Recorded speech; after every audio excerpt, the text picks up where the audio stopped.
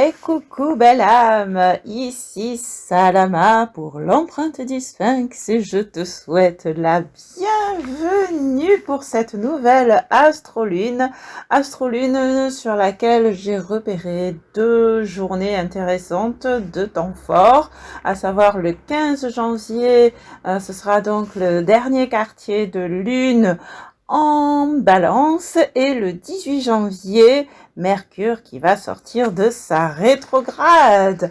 Alors avant d'entrer dans le détail, je te dis un grand merci pour ta présence et ton écoute et un grand merci pour ton abonnement, pour tes likes, pour tes partages et pour tes commentaires qui permettent de faire vivre la chaîne, de montrer à YouTube que ouais, le contenu est intéressant, ce que dit l'empreinte du Sphinx. On a envie que ça continue, donc on l'a fait connaître de plus en plus. Et puis, merci aussi de tes commentaires parce qu'ils permettent de faire vivre la chaîne ici plus entre nous, autour de la communauté. C'est un partage au sein de la communauté qui grandit autour de l'empreinte du Sphinx. Donc, merci beaucoup, beaucoup. Et donc, nous allons commencer avec le ciel du 15 janvier 2023 à 3h09 heure de Paris. Et vous savez quoi? Le 15 janvier, c'est mon anniversaire. Je vous l'ai dit tout le temps, je suis soleil en Capricorne. Et ben voilà, je suis du 15 janvier. Et moi-même, je suis née avec un dernier quartier de lune en balance. Mais ici, je vais rester générale et parler de ce que ces énergies m'inspirent en ce 15 janvier 2023, donc dernier quartier de lune en balance. Cela signifie que le soleil se trouve en Capricorne et la lune en balance. Le Capricorne qui est un signe cardinal de terre, entré dans la saison de l'hiver. La Terre, donc, ce soleil va animer les énergies du Capricorne qui sont la rigueur, la persévérance, enfin il les anime déjà depuis décembre, la rigueur, la persévérance, la patience, le désir de bien faire, quel que soit le temps que cela prend, pourvu que le résultat soit durable, parce que le Capricorne est régi par Saturne, la planète qui peut être assimilée aux limitations, mais en fait qui est aussi la planète de la structure, des structures, et c'est aussi la planète du temps. Time is money, le temps c'est de l'argent pour certains, certaines, mais c'est surtout en fait, prenons le temps de faire les choses du moment que ça soit durable, parce que c'est à la fois en fait le temps que l'on met à créer. Donc voilà, c'est pour ça qu'on nous parle aussi de persévérance, mais c'est aussi créer pour durer. Les structures, les bâtiments, pensez peut-être à l'architecture, c'est fait pour durer. Jusqu'à ce qu'arrive le Verseau qui vient casser ce qui a besoin de l'être pour recréer quelque chose de nouveau, puisque le Verseau qui était aussi régi par Saturne historiquement, avant d'être régi par Uranus, en fait avant la découverte de la planète Uranus. Et donc c'est une nouvelle forme de structure. Et ensuite il y a la lune en balance. Bon, c'est vrai que là je parle un peu du Verseau comme ça à la va-vite, mais on en reparlera à partir du mois de mars. On aura l'occasion de beaucoup parler du Verseau, parce qu'il y a beaucoup de planètes plusieurs planètes qui vont transiter dans le Verseau. Il y en a qui y sont déjà. Donc on en reparlera de toute façon. Et ensuite ce quartier de lune, la deuxième partie du quartier, en fait c'est la lune elle-même qui se trouve dans le signe de la balance, qui est aussi un signe cardinal d'automne là, puisque c'est l'entrée dans les 3 signes d'automne, et c'est un signe d'air. Donc on a la terre d'un côté, qui est énergie féminine, et l'air de l'autre côté qui est une énergie masculine. Mais le soleil est une énergie masculine en terre et la lune est une énergie féminine en air. Donc déjà ça va tempérer un peu. Et que c'est marrant de parler de tempérance ici puisque nous sommes dans le signe de la balance, et avec cette lune en balance, nous pouvons avoir une humeur plus aérienne, avec une quête d'équilibre et d'harmonie. Ça c'est typiquement la balance. Mais ça peut aussi, si c'est mal vécu en quelque sorte, ça peut aussi avoir des risques de basculement et d'hésitation, puisque la balance, eh ben, il y a le glaive et la balance, hein, pour le signe de la justice. Le glaive qui peut être assimilé à la piqûre du scorpion. Et en fait, si tu veux, tu as la balance qui évalue. Donc, au début, elle est dans les hésitations jusqu'à ce qu'elle trouve le juste équilibre. Hein, ça bascule de moins en moins. Et puis, tu vois, imagine une balance à l'ancienne, hein, comme on voyait les deux plateaux de la balance. Au début, tu as un poids, tu as un plateau qui descend bas. Bon, après, tu vas mettre quelque chose de l'autre côté pour compenser. Ah, la balance, elle va pencher de l'autre côté. Et puis, jusqu'à ce que tu trouves, tu rapproches, tu trouves jusqu'à avoir le juste équilibre et les plateaux qui se stabilisent à la même hauteur. Les polarités qui se stabilisent en fait et qui se complètent. Et c'est ainsi que l'on trouve l'équilibre et l'harmonie. Voilà le symbole de la balance. Et cette lune, ce dernier quartier de lune en balance va aussi nous pousser vers la vie sociale, vers le relationnel et éventuellement vers un désir de partenariat qui risque d'être basé, en fait le partenariat à la balance, mais qui risque d'être basé un peu sur l'affectif avec cette lune.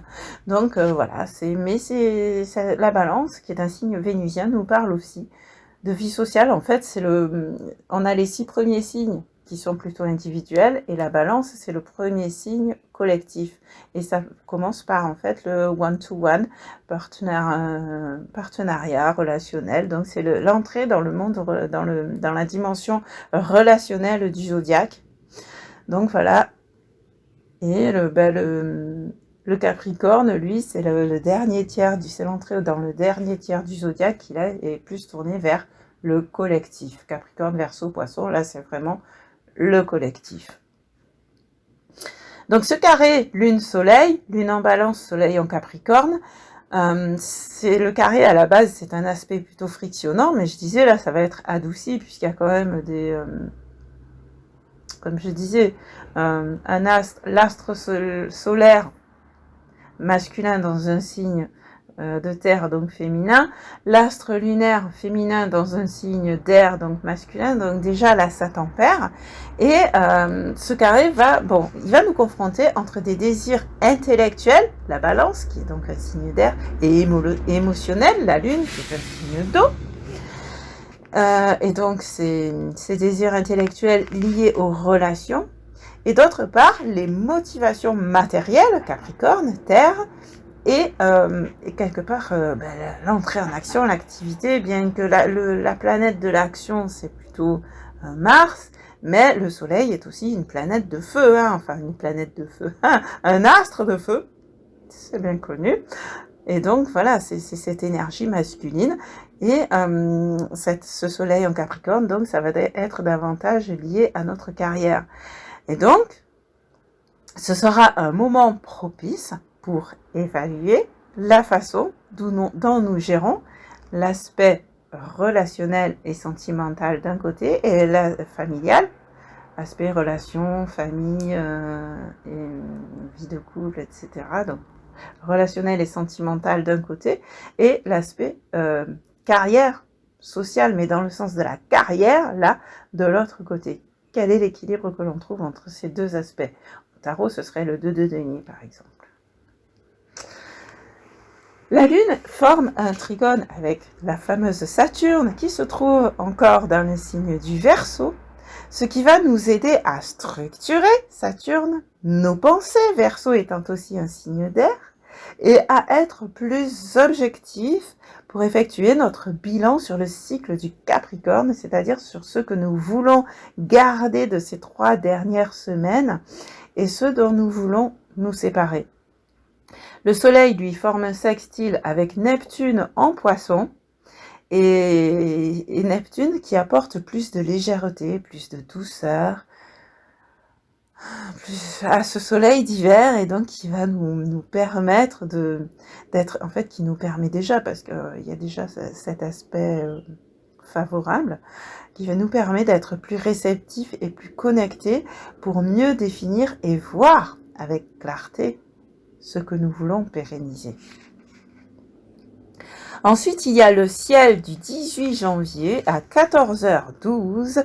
Mercure sort de sa rétrograde et c'est une bonne nouvelle parce que ça va rendre la communication plus facile, plus fluide, ainsi que les échanges et les déplacements. Donc c'est vrai que souvent pendant Mercure voilà, je bafouille, souvent pendant Mercure en rétrograde, ouais, ben on a tendance à bafouiller, la communication est plus ou moins déstructurée, plus ou moins cafouilleuse, ça peut poser des soucis aussi au niveau de la communication, donc j'allais dire des emails, bon là ouais c'est vrai, en plus Uranus est aussi en rétrograde, donc tout ce qui est communication, email, nouvelles technologies et tout ça, oui, effectivement, on risque de... Il se peut que ces derniers temps, on ait rencontré des dysfonctionnements, parce qu'entre la Mercure et Uranus en rétrograde, bon, ça provoque des dysfonctionnements. Mais là, déjà, Mercure reprend sa marche directe, donc ça va déjà aller mieux. Et Mercure étant en Capricorne, eh bien, la communication va être bien structurée et nous allons prendre le temps de dire les choses ou alors prendre le temps de comprendre ce qui nous est dit. Mais au final, les idées que l'on transmet ou que l'on reçoit lors de cette Mercure en Capricorne vont être des idées bien ancrées. À partir du moment où on les a comprises et acceptées, ça va être bien ancré et bien concret surtout. Ensuite, à 15h40, ce 18 janvier toujours, le Soleil va former une conjonction parfaite avec Pluton, c'est-à-dire qu'elle va être exactement au même degré du Capricorne que Pluton, et cela va mettre en lumière ce qui a encore besoin d'être transformé dans les structures, ainsi que le résultat des transformations qui se sont déjà opérées, puisque Pluton est quand même dans le signe du Capricorne depuis 2008, hein, et elle y est jusqu'en 2024, mais cette année, elle va faire un premier passage en Verseau, donc on en reparlera à partir du mois de mars. Donc voilà ce que je voulais dire pour cette astrolune, pour cette semaine lunaire, comme j'aime à les appeler. Et donc notre prochaine astrolune, ce sera pour l'entrée dans le cycle du Verseau. Donc voilà, on aura vraiment l'occasion de parler de l'énergie du Verseau, de cet aspect-là de Saturne aussi. Et donc, d'ici là, je te retrouve prochainement pour l'oracle hebdo de la semaine du 16 au 22 janvier. Et qui sait, peut-être que dans la semaine, il y aura d'autres surprises. Voilà, en tout cas... Ouais, non, là, il y a l'astroline. Je vais enregistrer l'astroline ici, vendredi ou samedi. Non, pas l'astroline. L'oracle hebdo, vendredi ou samedi. Si tout va bien, lundi, j'enregistre la prochaine astrolune, parce que là, c'est vrai que j'ai pris un peu de retard. Merci Saturne. Merci le soleil en Capricorne. Et merci les aléas de la vie aussi. Et tout va bien. Je suis là, je suis toujours là. Donc, à tout bientôt. Merci. Des bisous. Ciao, ciao.